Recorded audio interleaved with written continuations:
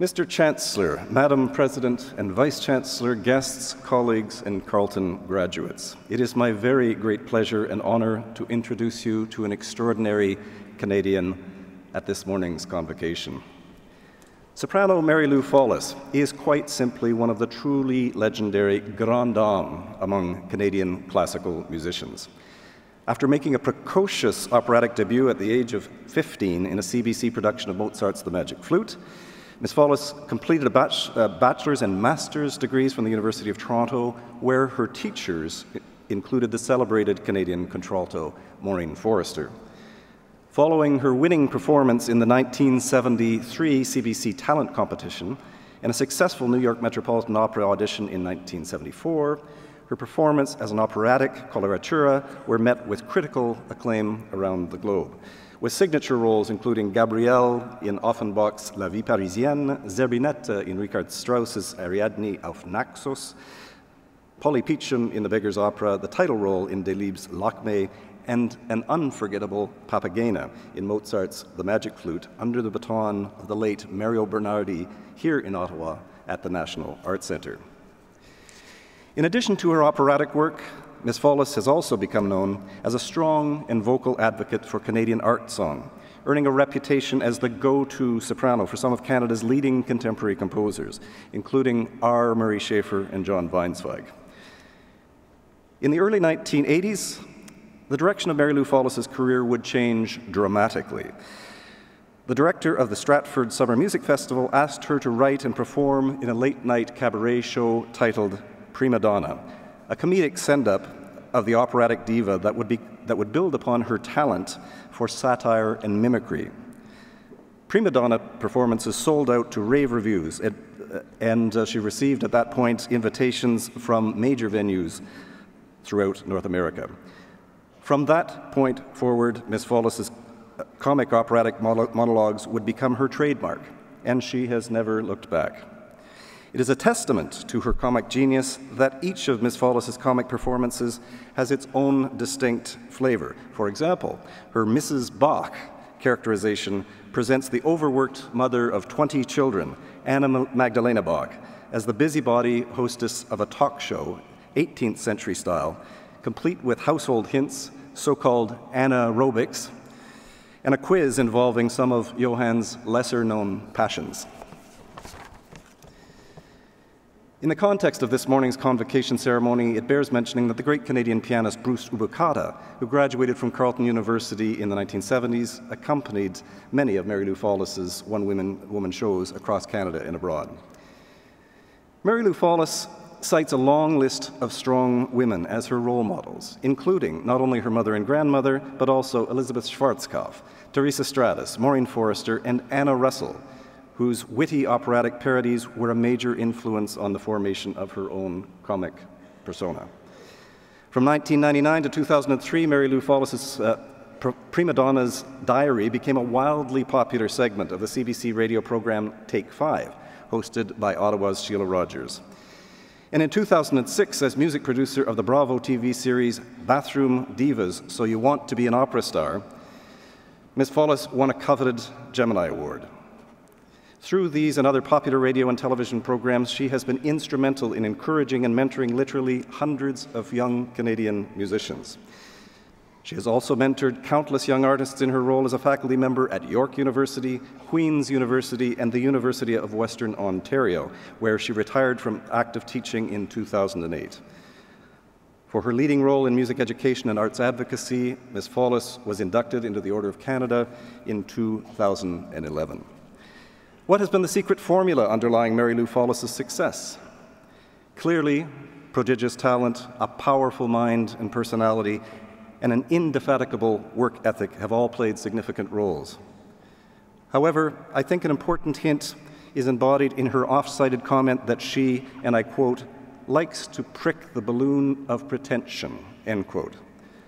Perhaps more than anything else, it has been this down-to-earth, self-effacing approach that has so thoroughly won the hearts and minds of Canadian audiences and music lovers from coast to coast to coast.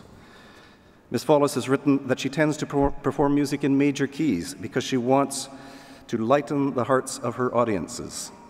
Can there be a nobler goal for any musician? Mr. Chancellor, in recognition of a distinguished career as a performer, broadcaster, and teacher who has made opera accessible to all Canadians, I request that you confer the degree of Doctor of Music, honoris causa, upon Mary Louise Fallis.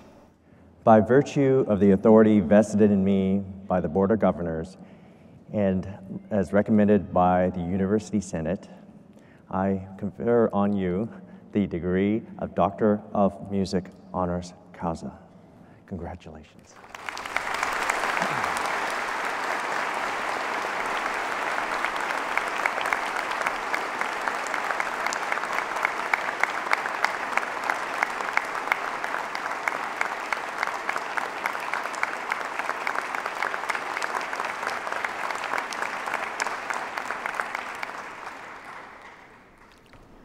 Mr. Chancellor, Chair of the Board, Madam President, graduands, and honored guests.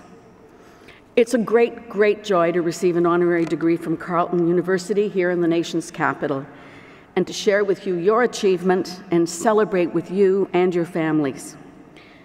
My first professional engagement, which I didn't realize Dr. Wright was going to mention, or I could have cut this paragraph. My very first professional engagement was here at the National Arts Centre. I was 19 and still then in university when Maestro Mario Bernardi hired me to be the first fairy in Mendelssohn's Midsummer Night's Dream.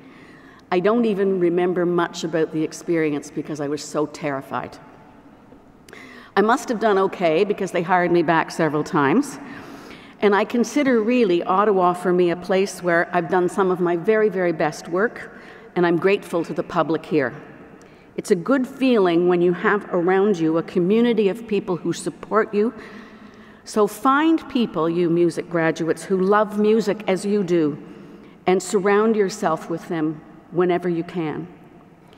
I'm even grateful for the reviewers and the critics. It's a wonderful thing when a university honors musicians. Our world today is fast-paced, measured, and pulled and split and fought over and analyzed and bruised and attacked. We need music.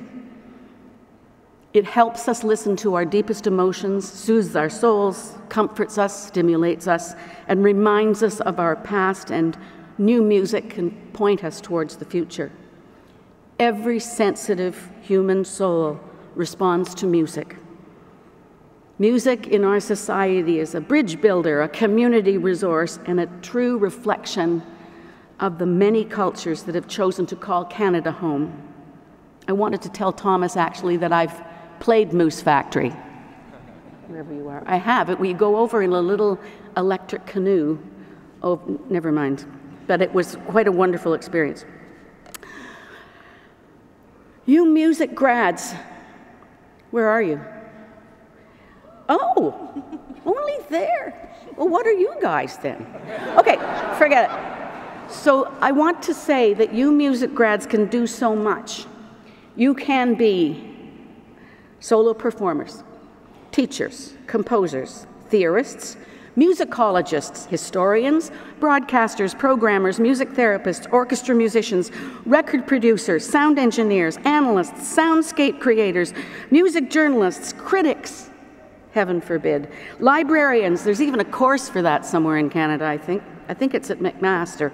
Librarians, conductors, artistic management of individual artist or an orchestra, a university prof, or an artist in residence, adjudicator, scholar, and researcher.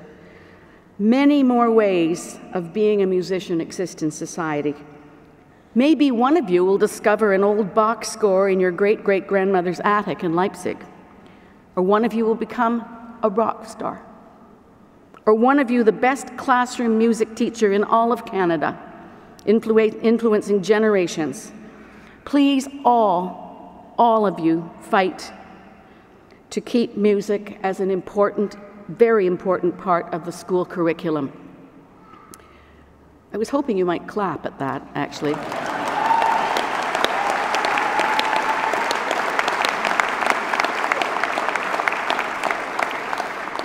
Your our music department here at Carleton was started in 1967. It was Canada's big centenary celebration. And then I have to be quite frank, it was kind of a typical colonial British thing, outpost. And it's now a modern department, a modern music university department. The cultural head office for the music department is now here, not in London, not in New York, but here in Canada. You do everything. You perform, you research, you study jazz, classical, and world music. You teach composition and are aware of contemporary trends, even creating them here. And in case you don't know, I just thought I would like to let the audience just reiterate that your university here has honored many great Canadian musicians, which is a wonderful thing. Oscar Peterson, the great Canadian jazz pianist. Buffy St. Marie. How many knew that? No, hardly anybody. Okay, Buffy St. Marie, Aboriginal songwriter. R. Murray Schafer, iconoclastic Canadian composer, a true original who even wrote environmental music much before its time. He once wrote a piece for soprano and lake, starting in the dark at 5:30 a.m. at the lake's edge up in northern Ontario. I was very grateful not to be cast in this piece. There's actually a joke around CBC, or there used to be, about Murray Schafer. They said, if a tree falls in the forest, is it a piece by Murray Schafer? There is my own beloved singing teacher, Maureen Forrester, and Mario Bernardi, who just passed away recently, was the founder of the National Arts Centre Orchestra here, and its conductor for many years. Marc-André Hamelin, how many of you have heard of him? Yes? Good. Brilliant French-Canadian, a great technical pianist, actually the greatest of his generation, and he's known for powerful explorations of difficult and obscure repertoire. And yesterday, did you know that you hooded Bruce Cockburn? The great songwriter and balladeer. And this afternoon, you will honor a friend of mine, the fabulous pianist, brought up right here in Ottawa and is known worldwide, Angela Hewitt. I'm sorry if because she's performing this afternoon, I'm sorry if some of you think you've drawn the short stick. As you go out from here today, please remember all the musicians who've gone before you. Although you're starting out here and now, all of you, I wish to emphasize a sense of continuity and history. So for you here today, a small story, an example of continuity and history. In the late 70s, I was called by a friend of mine, Dr. Fred Hall, who'd just become head of music at McMaster University in Hamilton. Mary Lou, he said, we've just had a huge shipment of Canadian vocal music sent from the British Museum dating from the 1850s. Would you like to come over and sing it through? Sure, said I. So, until 1939, composers could not deposit a copyright here in Canada. It had to go through the Parliament in England until 1939. They could, if they wished, deposit their patents or copyrights at the Department of Agriculture here in Ottawa. Many, for obvious reasons, decided not to do this. So as a result, there was a huge collection of our music which had been moldering for decades in an old airplane hangar in Durham, where it had been sent by the British Museum for safekeeping during the war. After the war, we got our own copyright and we matured as a society. I was invited to go over the music. Some of it was frankly terrible, and in terrible condition. Copies, microfiche, manuscripts, odd bits of paper, some of it hardly legible. I think I was there for 3 or 4 days, for 5 hours a day, if you can imagine it, singing through all these songs. Fred was editing the vocal part of the project, which was to become the Canadian Musical Heritage Project, in conjunction with the National Archives here in Ottawa. I'd like to say that Professor Emerita here, Elaine Keeler, at Carleton, was very influential in bringing this gigantic research project to Carleton, where between 1981 and 2001, the Canadian Musical Heritage Society had their offices, and over that time they produced 25 volumes of early Canadian music. Includes, yeah, you can clap. Who was that? Yeah.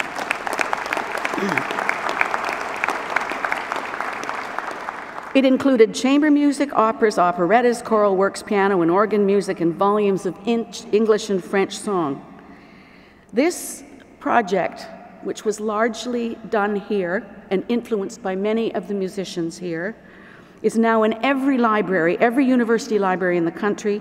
It's a very highly regarded and used regularly now as a source by teachers and students and scholars. Major, major cultural resource.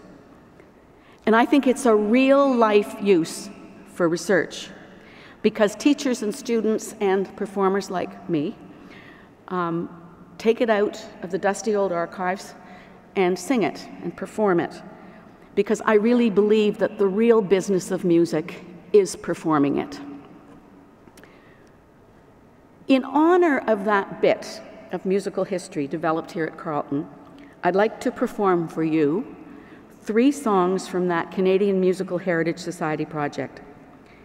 I like to think that it gives us a picture of what my grandparents, my Canadian grandparents, and even great-grandparents were singing at their time, and reflects aspects of their daily life. It's funny, I just want to say, it's kind of funny, I've recorded these on a CD called Prima Donna on a Moose. And at the night of the launch, I mean, talking about lineage and things going on, my daughter, who I think is here today, but was at the time about 14 and was a singer, she said, "Mom, I'm so glad you've brought these out, because I think after you die, I can reissue it like Nat King Cole and Natalie Cole, and we can do duets of us." So I'm going to move over to the lovely performance area that they have arranged for me over there. And I hope my accompanist will show up shortly. It's Peter Tiefenbach, ladies and gentlemen. A lot of you will know him. And I think Peter will play something. I don't know what he's agreed to play, as I'm escorted to the other area. You may talk amongst yourselves. Thank you very much.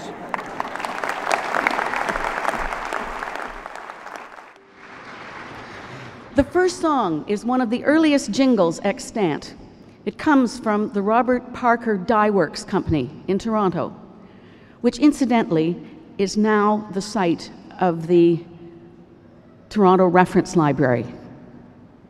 I bet you didn't know that. And this song is an early jingle, and it was sent around to households on a little piece of paper. And I guess when people sang hymns around the piano in an evening, they sang their own commercials. And this one is called We Die to Live.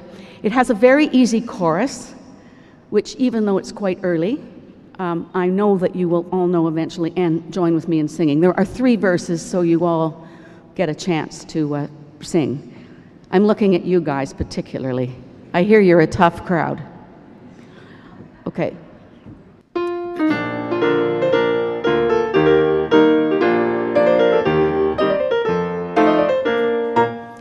Let us sing to you a song. We will not detain you long. Your attention we will very soon repay. If your skill you'll only try, all your garments we will dye and make them look as bright as a summer's day. Come, come, come to Parker's Dye Works. Do not delay another day. Do not delay another day. For in every shade or hue, for in every shade or hue, we can match your colors true and charge you very little for our pay. Charge you very little for our pay. Any time at your command. We are always close at hand, for our agencies are counted by the score. You can call or we will send, to your orders we'll attend, and return them soon unto your very door. Come, come, come to Parker's Dye Works. Do not delay another day. Do not delay another day. For every shade or hue, every shade or hue, we can match your colors true. We can match your colors true, and charge you very little for our pay. For our pay. You only got one more chance. Now we've sung our little song, and in it there's nothing wrong. Every word's as true as gospel we have said. If you've anything to try to please you, we will die. And we live to die, and dying earn our bread. Oh my goodness. Come, come, come to Parker's Dye Works. Do not delay another day. Do not delay another day. For every shade or hue, for in every shade or hue, we can match your colors true. We can match your colors true, and charge you very little for our pay. Very little for our pay.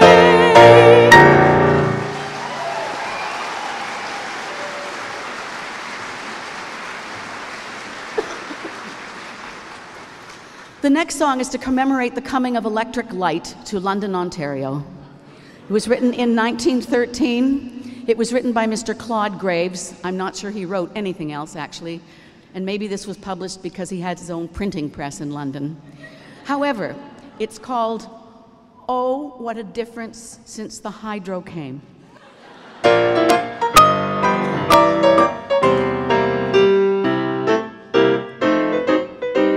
Strolling through the park, strolling after dark, while the moon is peeping o'er the hilltops. Strolling with the girl who has a mortgage on your heart, who pierced it through with Cupid's little dart. In the fragrant breeze there beneath the trees, someone whispers teary, "How I love you." Then to be a tease, her hand you gently squeeze. Oh, what joy, what bliss to fold her in your arms and kiss. But oh, what a difference since the hydro came. Cozy little corners don't seem just the same. Everywhere a light now is shining bright. Oh, oh, you can't tell day from night. And when you go strolling with your lady love, don't forget the hydro shining bright above. You daresn't try to kiss her, the hydro is to blame. Oh, what a difference since the hydro came.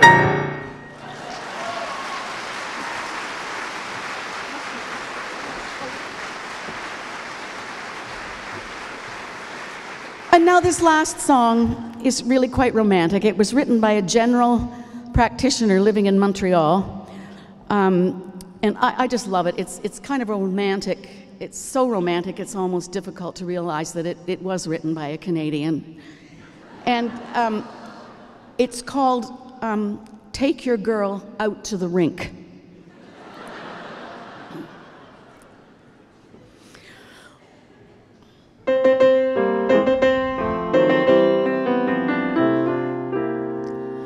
Oh, of wintertime sports, there are various sorts, and there's all kinds of games to amuse. There's the theater too that may satisfy you. Moving pictures are good if you choose, but of these you may tire, and the girl you admire may not like them as well as you think. So just take my advice, try a glide or the ice, and take your girl out to the rink. Oh, take your girl out to the rink, boys, and glide arm in arm o'er the ice. When the band plays a tune, that's the time for a spoon. You'll find there is nothing so nice.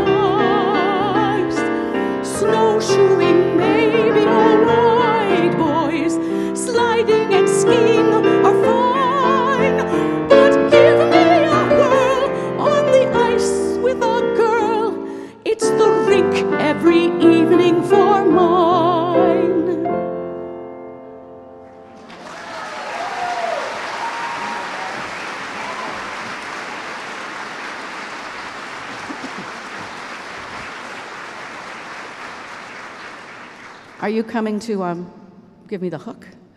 No, okay. I just thought, it occurred to me yesterday, actually, when I arrived a little early, I thought it might be nice if you left today, not only into this, I actually said in the script, a bright, shiny new day, but I've edited that.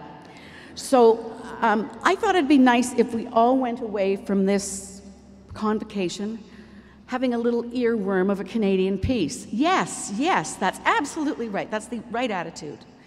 So I made these signs in my hotel room. They're not that good, actually, but I thought if we could do the chorus of this last number, Take Your Girl Out to the Rink, and we could sing it, and then maybe it'll stay with you forever, or you might forget it the minute you leave here. I'm not actually sure, but we're going to try anyway. So here's the chorus, and I'll go kind of slow first.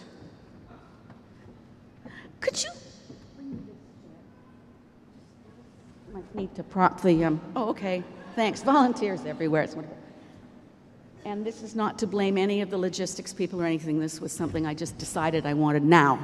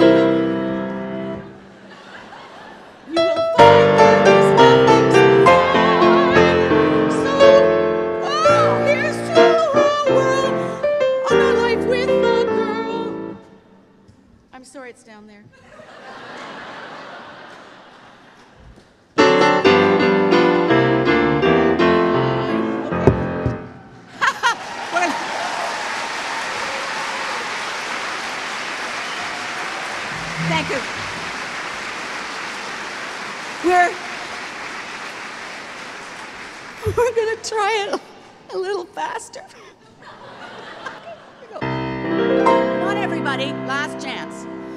Take your girl out to the ring, boys. When the band plays a tune, that's the time for a spoon. You will find there is nothing so fine. Take your girl out to the ring, boys. You will find there is nothing so fine. So here's to our world on the ice with a girl. It's the ring every evening for mine.